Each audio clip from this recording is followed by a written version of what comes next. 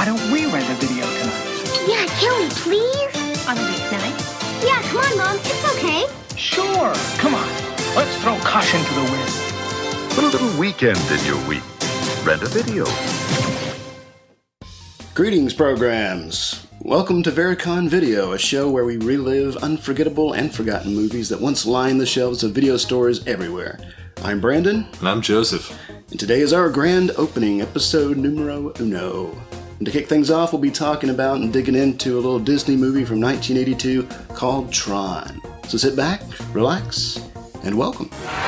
Welcome to the Cafe 80s, where it's always morning in America, even in the afternoon. Ladies and gentlemen, this is your captain speaking. I have the only gun on board. Welcome to Con Air. Welcome to Jurassic Park. Okay, good evening, America, and welcome aboard Apollo 13. I'm so glad you could come. This is going to be such an exciting day. I hope you're enjoying it. I think you will. What's up, guys? Welcome to Vericon Video Podcast. Rent, relive, rewind. That's what we're all about. That's why we're here. It's what we do. We're going to be talking about the OG blockbuster days where you could just walk in, pick up a VHS, and grab a classic that you know is going to last. And it's why we're here to talk about old classic videos that we used to love in the 80s, 90s, and even today. So, Joseph. Yes. So what do you remember about Tron? What was your introduction to this movie? I went to Walt Disney World and all this stuff, and I saw some discs, and I was like, well, what's this about? You know, it's not like some record player disc. I went up to it, and it was, Tron had the label to it, and it was portraying Kevin Flynn and all this stuff, and I was like, whoa, this is cool.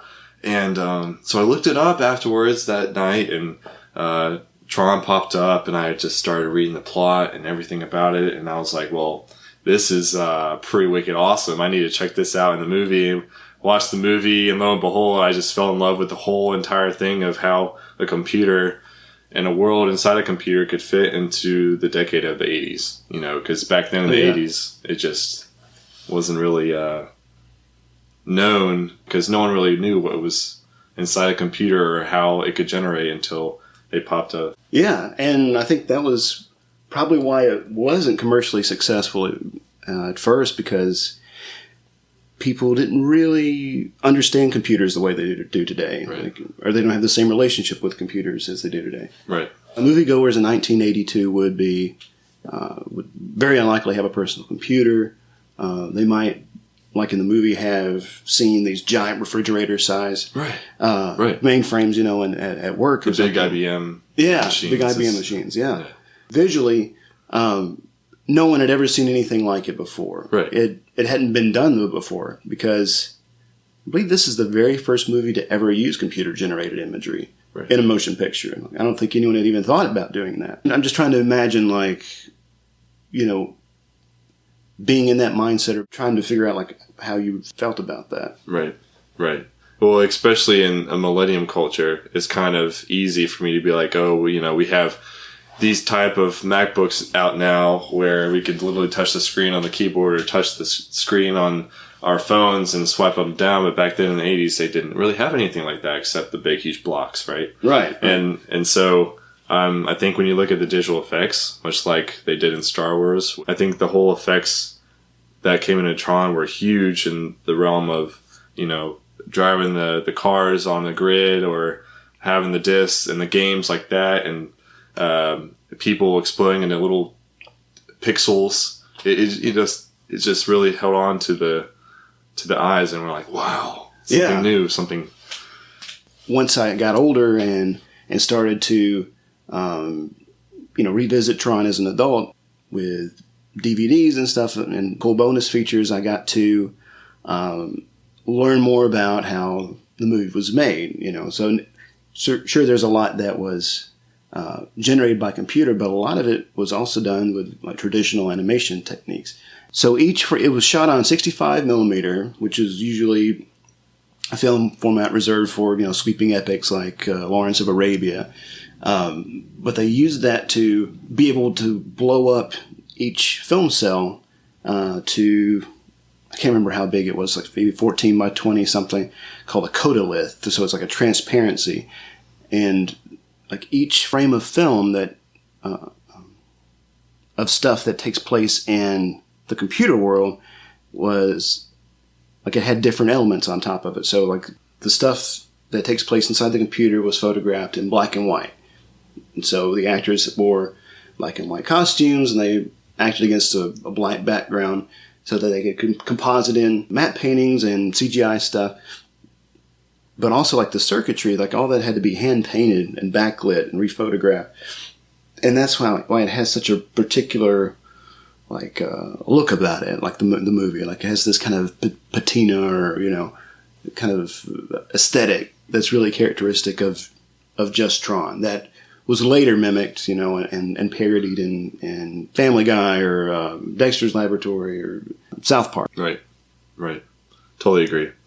So this movie also, you know, came out at the time when, well, the arcades were popular. Right. You know, like that was a big part of the culture. Huge. Did you ever go to arcades? I did. Oh, so many times. Even when Pac-Man was big with the little joystick, they even had it in certain areas around the state. And in Raleigh, there was this big, huge arcade floor in the basement of a museum, and you know all the kids would go there. And Tron wasn't there, but I knew different or even Galaxy or huge stuff like that. It was just pleasing to the eye, and arcade. It's just you don't see much of that anymore. No, you really don't. I think the last arcade machine I saw was at a Walmart. Right. But I mean, I remember going to Pizza Hut as a kid, and they had a RoboCop arcade machine that I would always like to play. And we had one the next town over called the Fun Tunnel at the mall, and that's where everybody went to hang out, and like after school. But those days are gone. Right. So Tron kind of distills that, I think, like especially like in the opening scene, like where you see everybody's in the arcade, having a good time. The director actually makes a cameo in that scene. You can just see him like on the side of the frame, like he's wearing a Flynn's t-shirt, and he walks by this girl, and makes eyes at her and everything. But that's Steven Lisberger, that's the director. Yeah. But I don't think he's really done much since then. I don't think he'd really done much before that either. I think he had directed a thing for Disney called Animal Olympics. Yes. It was like an animated thing. I think Tron was probably his biggest. I mean, if we were to talk about movies that he directed, I think Tron, with the exception of Hot Pursuit and even Slipstream, that he was able to kind of influence there. I think that Tron was his gold mine, or the precious ring in Lord of the Rings that you would say for him. It was just the big wowza with the audience. So. Well, and too, it was a very ambitious project, and probably one of the most ambitious I can think of in terms of like what it went into just making this possible to innovate all these techniques and everything with animation and using computers, right? While also talking about computers, or speaking to how we are going to coexist with this relatively new technology, right? But another aspect of that I find interesting is that, and this is kind of a trend I think in 80s movies in particular, like during the Reagan era, is that you have a lot of movies where the baddie, the bad guys are corporate. They are, like RoboCop, for example. And the Incom Corporation is, we think, some kind of computer manufacturer, or we're not really sure, but we do know that they make video games, because that's where Kevin Flynn used to work and had presented Incom with 5 video games that the CEO or now senior exec Ed Dillinger has stolen from him, and that's how he gets this promotion. Or as he says, and thus begins his meteoric rise. Was he now executive VP? So Cindy Morgan's like, oh, he's senior exec. Senior exec? And it was basically all about Kevin taking that back, what was rightfully his. Right. And he had been trying for some time to do this on his own, to get back into the ENCOM system by hacking into it and failing, because the MCP would always thwart his efforts, Right. So we have Kevin Flynn, played by Jeff Bridges, and he owns and runs this video arcade, and he joins forces with some old pals he used to work with to hack into this computer system to find evidence that proves that he created these video games that were stolen from him. Right. Right. Speaking of synopses, some of these I find just absolutely absurd. When I go, like if I'm on Amazon or Netflix, like sometimes like whoever wrote it just doesn't quite get it right, or they put some kind of spin on it. If you go to Amazon Prime right now and look at the description of Tron, it's also titled Tron: The Original Classic. Really? Yeah. Oh. And I think Interesting. I think part of that branding is why some people get confused about what Tron Legacy is, because a lot of people think that it's who haven't seen it think it's a reboot or some kind of reimagining, when it's actually a direct sequel. Exactly. But when they're calling Tron the original classic, then that seems to kind of imply that it's a remake or something. Yes. It's basically undermining the brilliance that went into that show and just saying that, we have something better of the same show a couple decades later, and it just totally undermines the whole value of what that show was about as a direct prequel to Legacy in 2010. Yeah. Okay, so here's the description. When a brilliant video game maker named Flynn hacks the mainframe of his ex-employer, he's beamed inside an astonishing digital world and becomes part of the very game he's designing. It's an epic adventure that everyone will enjoy. But so they make it sound like really kind of fun and happy, Yeah. But I don't think he actually becomes part of the game he's designing. No. I think it's, number one, it's definitely more intense than that. It's a very how do I explain it? It's a what's that app with a Temple Run? Temple Run. Yeah, it's like a Temple Run app, except with a digitized way of explaining it, with Kevin going into his own creation and running obstacle, trying to escape from the bad guys, and yet winning in the end, kind of thing. Yeah. With Clue being the one that Kevin's on the outside, Clue's on the inside, and them working as a team before Legacy came along. And right. It's crazy. Something that I found interesting was like in that scene, like whenever he's you can hear him like speaking to Clue, but I don't know if he's actually speaking to him, because you can hear Clue speaking back. We don't have much time left to find that file, and this top priority. Right. Yes, sir. I know, sir. Right. You're the best program. All that sort of thing. And let me at him. Let me at him. You're the best program I've ever written. Yeah. You're dogged and relentless, remember? Yeah. Right. But yeah, so I think it's interesting, like how they're representing this communication, which might actually be just lines of commands and prompts on the computer screen. Right. Which I think is interesting how different that is from whenever we see Dillinger talking to the MCP through this big executive's desk. We see what the MCP says on the screen, and Dillinger's having a conversation with him, right? With it, whatever. So they're communicating, I guess, differently than Flynn was with Clue. But then also later, Tron and Yori go to the input-output tower so that Tron can communicate with his user. And so he has to go to this particular place in order to do it.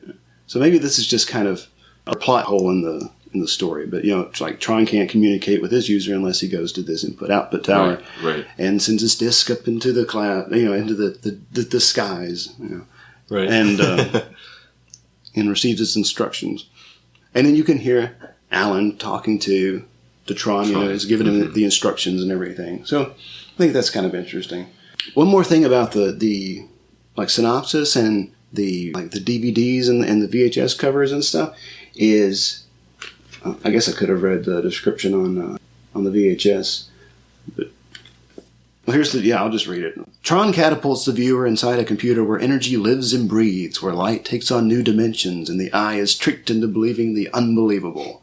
Light cycles race at heart-stopping speeds, and high-tech warriors battle in video games that can only end in death. Man, that's grabbing. That's like a pull, a magnetic shift into the. Oh wow! Yeah, I like that. They have a really great picture on the back of Tron in this really weird, like red kind of detail there. Wow! But later on, I think it was the very first DVD release of Tron, and also the second to last actually, VHS that came out. On the back description, in the synopsis, it reads, it refers to the MCP as the Master Control Panel. Yes. And that always bugged the shit out of me. Because I'm like, no, you got it wrong. It's the Master Control Program. Yeah. Yeah, sometimes, I'll digress a bit, but sometimes even like the cover art on like a lot of these newer DVDs or the re-releases, like, get stuff wrong. Like there was the best one was a new one I saw recently of Planes, Trains, and Automobiles. And they're like standing in the snow, and there's like a North Pole, and there's like presents at their feet. Wow! And I thought this movie has nothing to do with Christmas. It takes place at Thanksgiving, so I'm like, oh, well, that's kind of dumb. But I guess it's kind of hard to sell like a Thanksgiving movie. I mean, I guess if you put movies out around Christmas, like that's kind of a way that you'll get people to buy it, right, and be disappointed because it has nothing to do with Christmas. Shout Factory put out they had announced a re-release of John Carpenter's Memoirs of an Invisible Man, and I was like, oh, that's exciting. I haven't seen that in many years. And I was reading the log line. It referred to the main character as Mick with an M, and I was like, wait, his name is like Nick Calloway. Right. And so I wrote a little note to Shout Factory to say, hey, you misspelled this, So before this goes to press, you need to fix this. So, right. Wow. And they fixed it. So, but I was just like, whew. As an academic who studies writing, who almost has a PhD in writing, I notice these things. And it's maddening. I can't look at a menu without proofreading it. Oh no, of course. So. Oh man.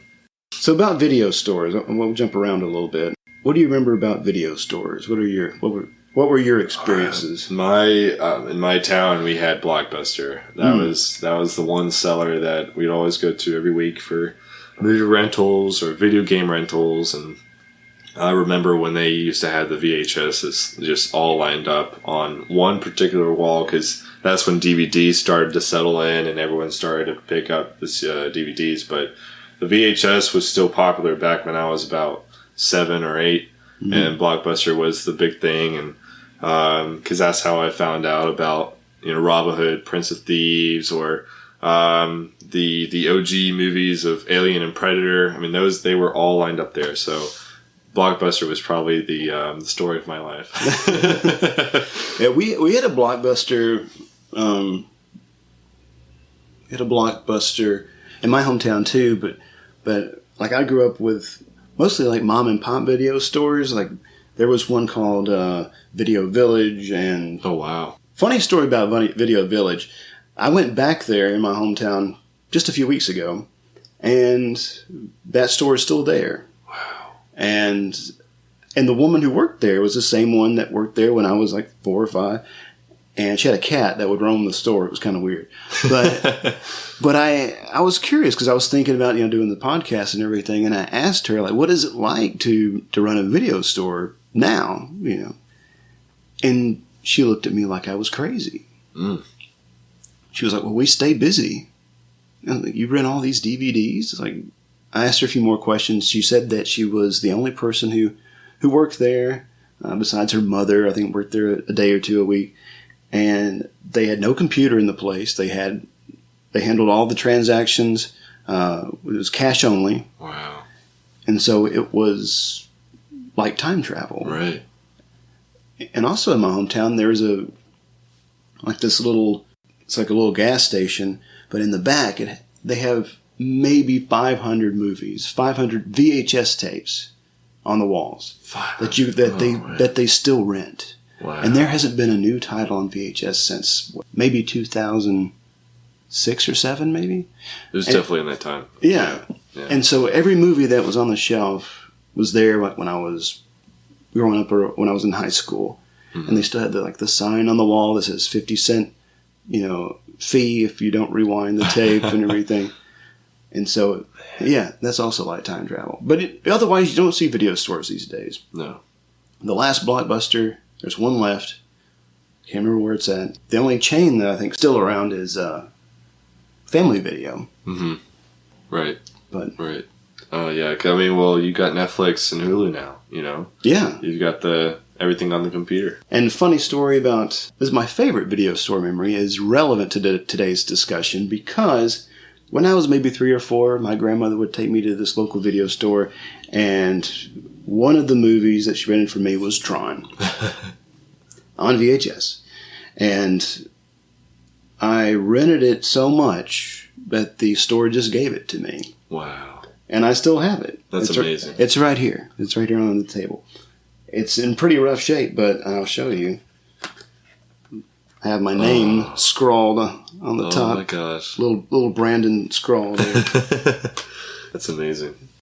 I don't know where you want to go from here. Sorry, we went all over the place. So we talked a little bit about video stores. We talked about arcades. Yeah. And so Tron stars Jeff Bridges, and unfortunately, he's not the titular character Tron. He is Flynn. Tron is played by Bruce Boxleitner, who doesn't get a lot of screen time, really. Especially later in Tron Legacy, he has a very small part. Also starring Cindy Morgan, who most people know from Caddyshack. Right. Yep. And David Warner is the villain, the CEO of Incom, Ed Dillinger. And he's always a really great bad guy. Oh, yes. He's really great. But he's also like a really just warm like character actor. Like I'm thinking of maybe Teenage Mutant Ninja Turtles 2, Secrets of the Ooze. Didn't he also play in Star Trek? Yes, he was in Star Trek. I can't remember which one, but yeah.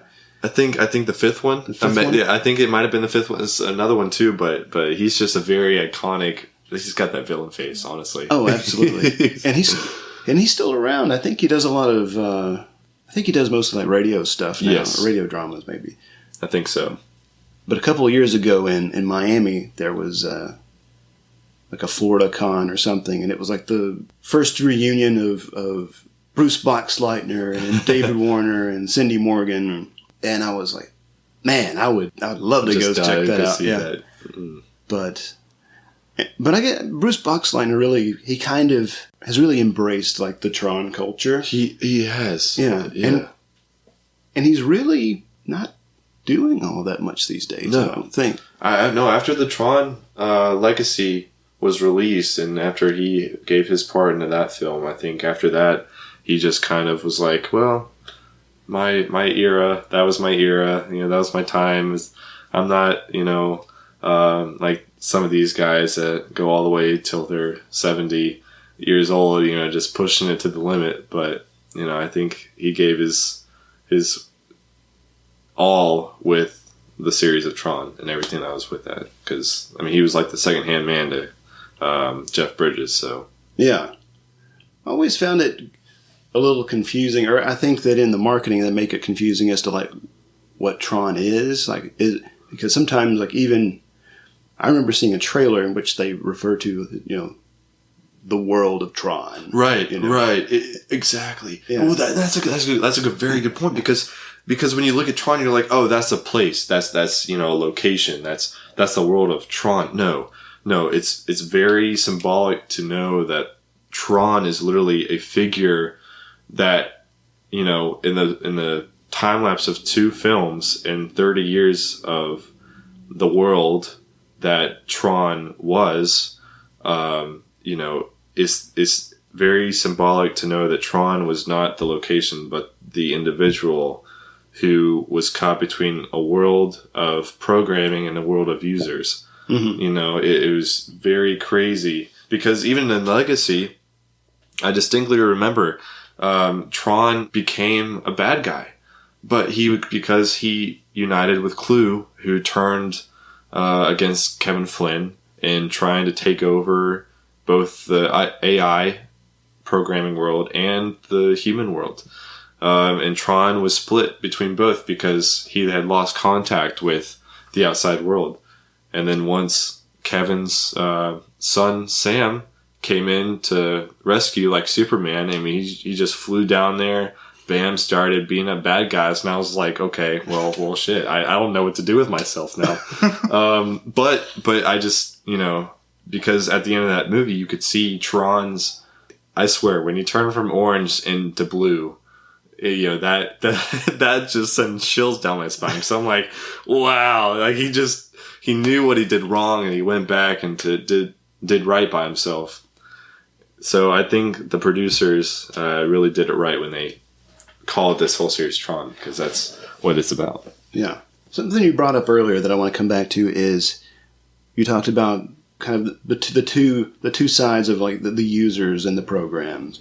And so something that I've been thinking about in preparing for this podcast is the element of not only like a metaphysical level of it, but also like aspects of like religious persecution. Yes, right. The religious overtones, I think, are really interesting. And like there's an exchange between Dillinger and Walter Gibb about people not having access to their programs because Dillinger is trying to figure out like how to keep Flynn out of the system, and so Walter gets pissed off. Yeah, and he's about to leave, and he says, "You can remove men like Alan and me from the system, but we helped create it, and our spirit remains in every program we designed for this computer."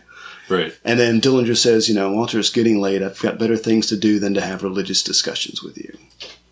And so that's kind of where it begins in the movie. But then later, the reason why programs are imprisoned in the game grid is because they believe in the users. They believe that they were created to serve a purpose upon the guidance of users, because without the users, it's kind of like, well, why am I here? Why am I existing? Right. And the users are like like the constant bag of chips you eat at night. It's the feeding motivation for existence.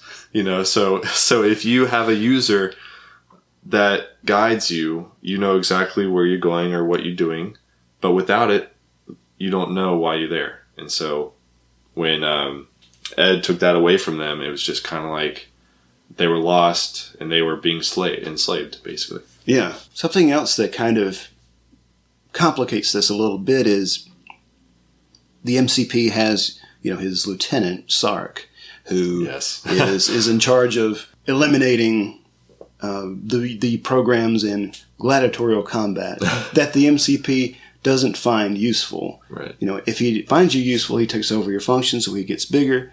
And as Ram says, if he can't use you, he sends you down to the game grid to get the bits blasted out of you. Right. But the thing about Sark is that he also believes in the users. Yes. And so he's, caught. He's kind of caught in the middle. Mm-hmm. He says, the MCP says, he's like, I've got a little challenge for you, Sark, a new recruit. He's a tough case, but I want him treated in the usual manner. Mm-hmm. Train him for the games, let him hope for a while, and blow him away. And Sark's like, cool, yeah, all right. What kind of program is he in? And the MCP's like, well, he's not a program, he's a user. Right. And Sark's like, a user? And the MCP just like says, basically, I got a beef with this guy. He's like, he pushed me in the real world, and when somebody pushes me, I push back, so I brought him down here. And Sark is nervous because he's like, users wrote us. A user even wrote you. And the MCP says, no, no user wrote me. I'm worth millions of their man years. But we know that Dillinger created the MCP. The MCP, right. Yeah, because Dillinger even says at one point, now, wait a minute, I wrote you, Exactly. And so...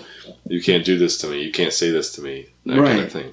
And Dillinger becomes ultimately the slave of his own creation. Exactly. Which is deeper than what we can even imagine, because bottom line, this is what this movie is about: is how your very own creation can backfire on you, and how you can be the result of something worse than you could have ever imagined by something you did. It's crazy. Yeah. Really great observation. Thank you. Programs in the computer world bear likeness to their creator. So Flynn and Clue, they both played by Jeff Bridges. Tron and Alan, both played by Bruce Boxleitner, and so on. But the MCP's Lieutenant Sark is the one who looks like Dillinger. Yes. And the MCP is just kind of like a representation. Like, he doesn't have the same kind of humanoid form. Right. He's all computer. He's all computer. And it's also kind of a way for him to kind of exert his dominance. It's because of the scale, the scope of, of his existence, Right. And how powerful he's become. He is voiced by David Warner, who plays Sark and Dillinger. But at the end, we finally see the MCP in that humanoid form. Mm-hmm. But it's not played by David Warner. Right. It's some old guy with a mustache. Yeah. And I'm just like, who is this guy? Where did he come from? So that I always thought that was interesting. Like, I was trying to not think of it in terms of a plot hole, but like trying to make some sense out of it. Like, what would be the reason behind this? One possibility could be that, well, he has long ago denounced his user, and so he's become separated from that identity of his user. Right. And so he's kind of become something else. Independent, exactly. An independent system based on only artificial intelligence, away from... Well, I guess you could also say that he used his user's intelligence as well as the artificial intelligence. And it's funny how I'm calling a computer a he now. but the fact that, with combined intelligence, he made himself his own, which is a lot like in Legacy what Clue did with Kevin. He just moved away from that and became his own individual. Exactly. It's just making the same moves. And also, Clue in Legacy and the MCP are both have these ambitions of taking over. Just taking over. Right. Like the MCP, I don't really know exactly what his end goal is. He just wants to take over more systems, become more powerful. Maybe just for the sake of being more powerful. Whereas, if memory serves me right, Clue in Legacy is wanting to pretty much invade the real world. The real world, yes. And take it over and use its resources. Yes. Also not sure to what end, but also just demonstrates how power hungry he is. Yes. Yes. I think it also serves a demonstration of how smart computers can be, even without our handling on them. I mean, yes, we create computers, but I think if, to a certain extent, if we create computers like I know technology is going, there is definitely a limit. Because if I remember correctly, it wasn't too long ago when we created our first human robot that could give emotions, speak, feel to a certain extent in not the way we do, but I think to where technology is going, something like Tron could be a possible thing to visualize in the future. Sure. And, we're kind of living in a time now where there is kind of a renewed anxiety about artificial intelligence. Yes. And, I mean, it's become such an extension of our daily lives, and just not full-on artificial intelligence, but maybe we could call it like assistive technology. Yes. Like Siri. Like Siri. Right. So I can say, I'm not going to say it because she'll wake up, but you can say, hey, Siri, and beep, beep, and then you just talk to her. Right. And then she will typically tell you, I'm sorry, I didn't get that. Yes. So, not very reliable sometimes. Right. But yeah, so anxiety, I think, about how far are we from sentient technology, or sentient programs, or when will computers be able to be aware, to be self-aware? Yes. Yes.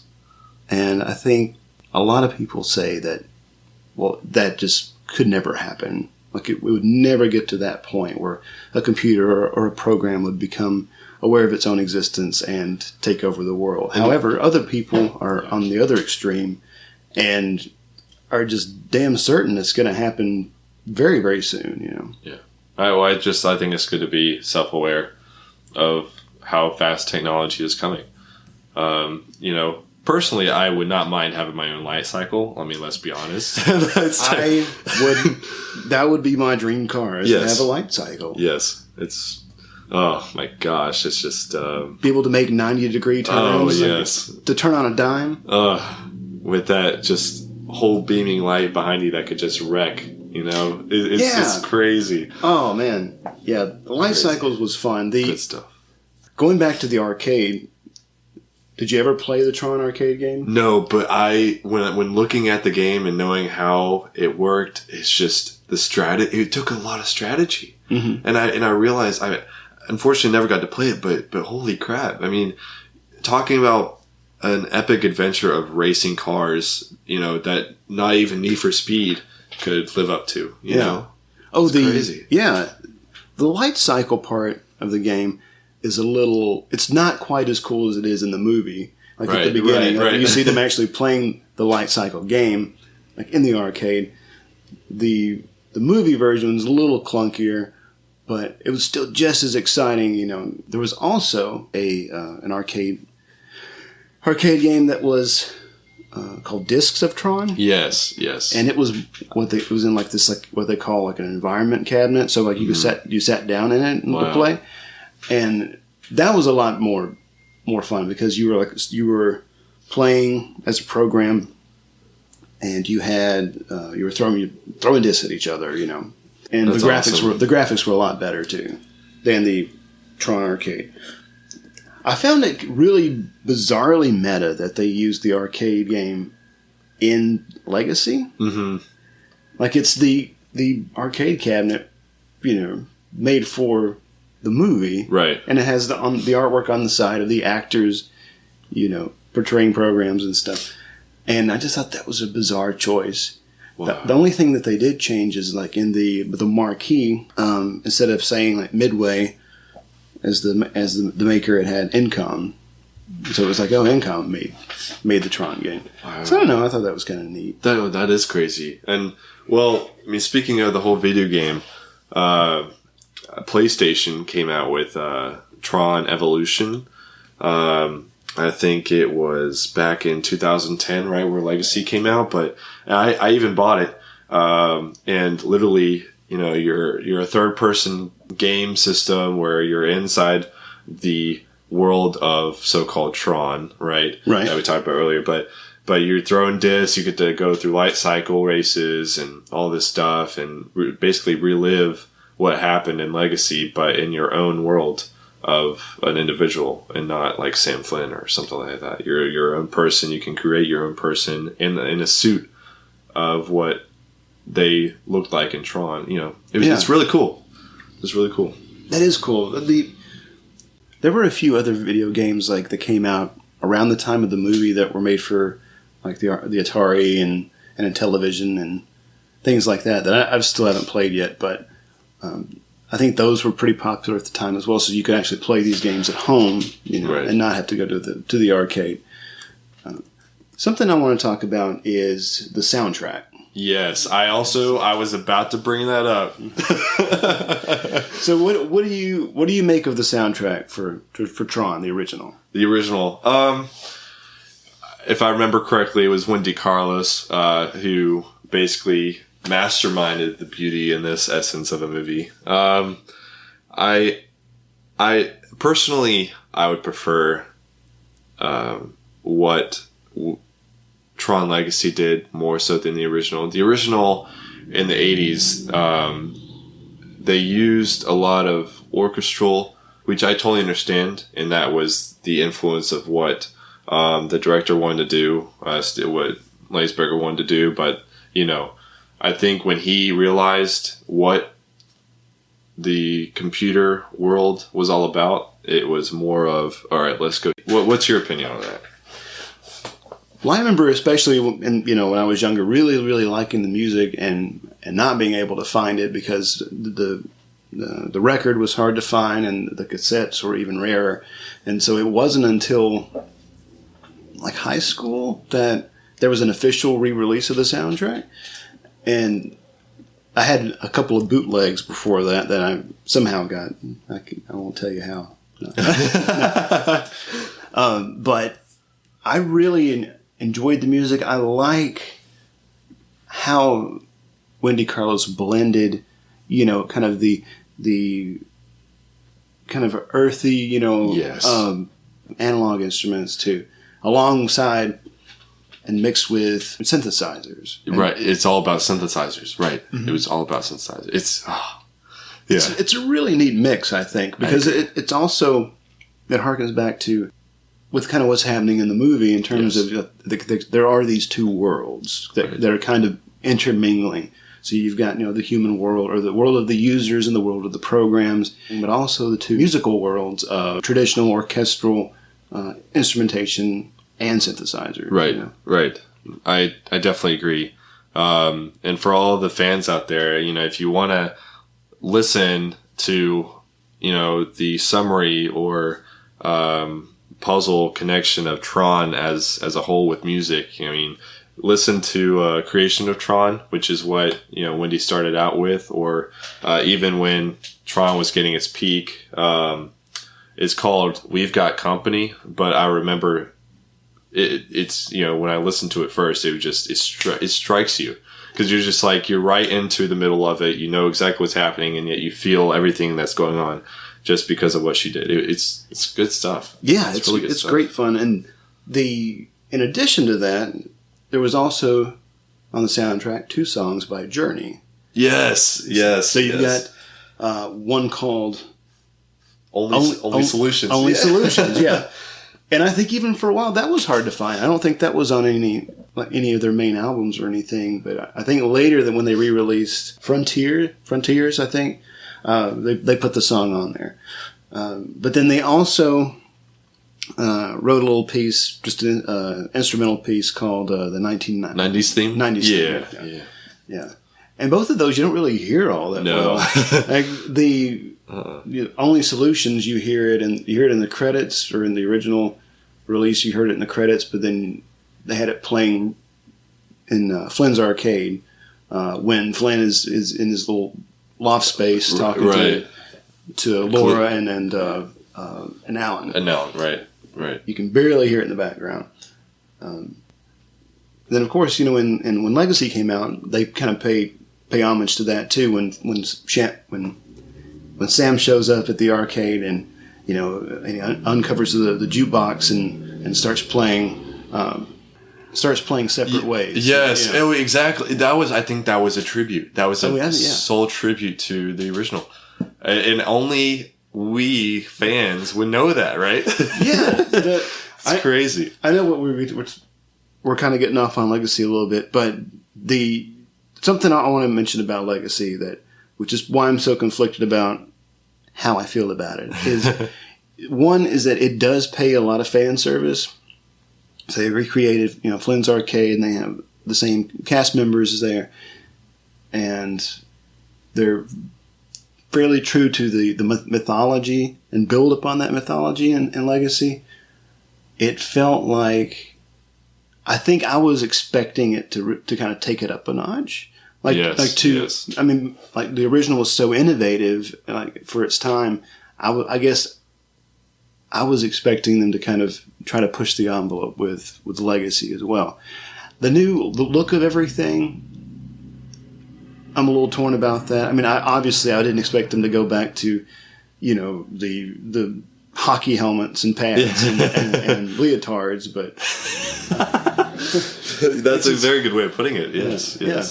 Well, when you see pictures of them in their like in the original film, like the behind the scenes pictures of them in their black and white outfits, just on a black stage, they look ridiculous. Yes, absolutely ridiculous. And I wonder during the making of that movie, like what that was like for them to just be running around a black stage wearing, a dance belt, basically, and not being able to imagine what it would look like on screen. Right, and what they would be interacting with on screen. So like, right, so if Fiore points to something, how does what's he pointing or what is she pointing? What is it? Yeah.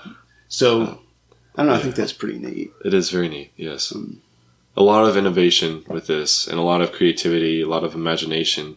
I know it'd take a lot for me to point at a black screen and be like, "Wow, I'm pointing at a picture, or I'm pointing at a destination, or there's your face." It's like I mean, it'd be like the director saying, "Okay, now I want you to point at that light sailor over there, right? Right. Or Sark's carrier. Well, what is that? I guess that's I'm just gonna point. I'm just gonna point. Yeah. So just as an actor or actress, like reacting to something that isn't there, I think that's pretty interesting. Yes. Since we are a new podcast, we felt like we would take a minute to just tell you a little bit about kind of what this show is going to be about, what you can expect as listeners, and kind of what you can expect later down the road. This show was created to kind of pay homage to and remember, the video store era and what movies caught our attention on those shelves, what movies we like to rent, what movies we maybe never got the chance to watch back then, but can do it now.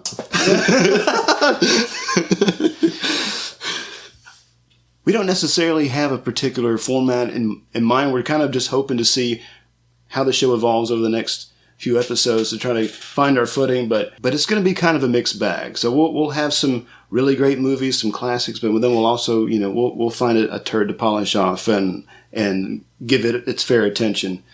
We also hope to, in the future, have some guests on the show, people who either have worked in the industry or have owned a video store or have visited a video store or who has something to contribute to the nostalgia of the show. Very much looking forward to that.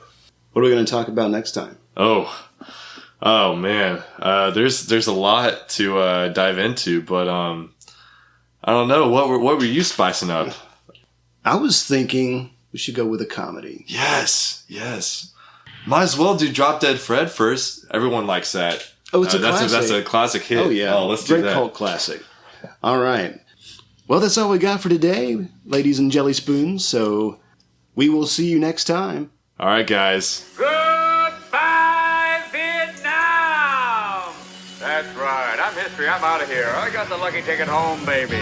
Okay, bye-bye. Thank you. Bye-bye. Bye-bye. Bye-bye, Jenny. Bye-bye, boys. Have fun storming the castle. Goodbye. Do take good care of yourself. What is this, your farewell speech? Going home. Have a good trip. Hasta la vista, baby. I have to go. Adieu, auf Wiedersehen, Gesundheit. See you